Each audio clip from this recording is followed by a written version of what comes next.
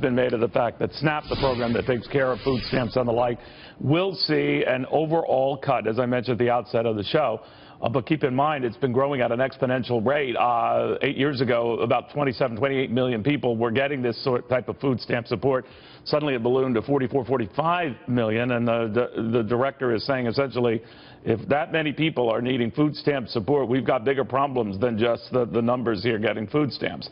Furthermore, when it comes to Medicaid and Medicaid-related spending, it is not being cut in the true sense of the word. Its growth is being slowed. I do want to show a graph here, and we'll bring it up in this discussion if we don't have it handy. That yellow line represents the baseline for Medicaid spending and the changes under the Republican Medicaid spending plan that will be included in their Health Care Act.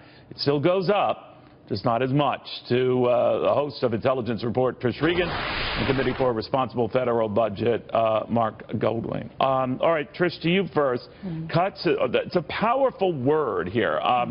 But when you're slowing the growth of something and still submitting a budget, pick apart the details, though we should and will, it's still better than $4 trillion. It's a pretty big budget. Yeah, and how is it that you say that you're cutting it? I mean, I like that you've taken issue with this, Neil. I can remember once getting in a very big argument with Gene Sperling about this very thing. And people would say to me, yeah, well, these are cuts. Well, I just question, I mean, think about it as a family, right? You know, if you're lucky enough to have more money in a given year because you grow your salary, and, you know, maybe you grow your spending a little bit, but you didn't grow it as much as the year before, how is that seen as a cut? No, I mean, the truth is that we need to think about our government budget much like we would think about our own families. Things have just gotten so big and so out of hand, and there's this expectation that you just spend, and spend some more, and that has to change. You know, Mark, I always wonder, and I guess both parties play these kind of games where, you know, Republicans don't touch defense, we'll go after social programs. Democrats don't touch social programs, we'll go after defense. So I know how it works. But the reality is this is not sustainable with better than 19 trillion, almost 20 trillion in debt. Someone's going to have to wake up to the fact that the math barely sustains any of these programs longer term. But we ignore that. What do you make of all this? Well, look, our three largest spending programs are Social Security, Defense, and Medicare. And two of those talk about spending growth. Social Security and Medicare are growing unsustainably. And yet the budget doesn't focus on any of these three areas of the budget. It focuses on food stamps, which is fine, we can control. It focuses on non-defense discretionary, which is a tiny share of the budget. It focuses on foreign aid.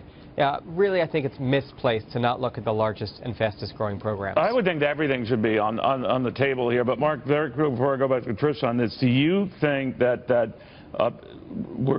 growth can handle a lot of this? If the administration were to succeed at getting 3% growth, we used to have substantially greater growth than that. So it's in the eye of the beholder whether that's doable. But do you think growth could deal with a lot of this and solve a lot of this? We can't fix the debt without growth, but there really is no plausible path to 3% economic growth. We are an aging population. It's not like it was in the 80s and the 90s and the early 2000s. We're much older. 3% is really the new 4%, and getting that on a sustained basis is incredibly rare and would be incredibly difficult. I know we've done it before, you know, Trish, and I know the issue here is sustaining it. I mean, we've had quarters where we've picked up north of 4, even 5%, but of course you can't sustain it. The administration seems to think it can and base that into their growth estimates. Is that doable from the people you talk to? Look, I'm an optimist on this, and I think I talk to a lot of optimists right now on this. I think that there has been a hangover effect in this economy, and we've been dealing with it, Neil, ever since 2008, and we've never really gotten the engine rolling again. We have had an environment in which Washington has been very anti-business. It's been all about tax and spend, and I think there's a sense now that if you can start to breathe life into the economy again via these lower taxes, via less regulation, via hopefully repeal and replace Obamacare, then you have a shot at really starting to generate this economic engine. I mean, do not forget, this is a wonderful country with tremendous creativity and a workforce that wants to get out there and do things, and they just need to kind of be unleashed in a way. So you got to get that going again. I hate to think, Mark, that we could be in some kind of environment where it is so systemic that things are just not going to change. 1-2%, that's not good enough. I want to see 3, 4, 5% growth. Well, Neil, look. Go ahead. We do have a hangover. It's called the baby boomers. It's called the retirement of the baby boomers. Right Why now are you we're always growing. picking on my generation? I mean, we didn't mean to be such financial malcontents. Recently, we've been growing 1.5% a year. I think we can get to 2%, maybe 2.2, 2.3. But you look at the math. You look at what it would take.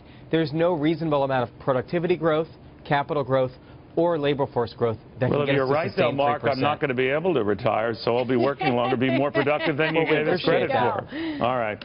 Boy, it's always your generation that has a problem with us. I can't believe it. That's a heck of a thank you. Guys, I thank you both very, very much.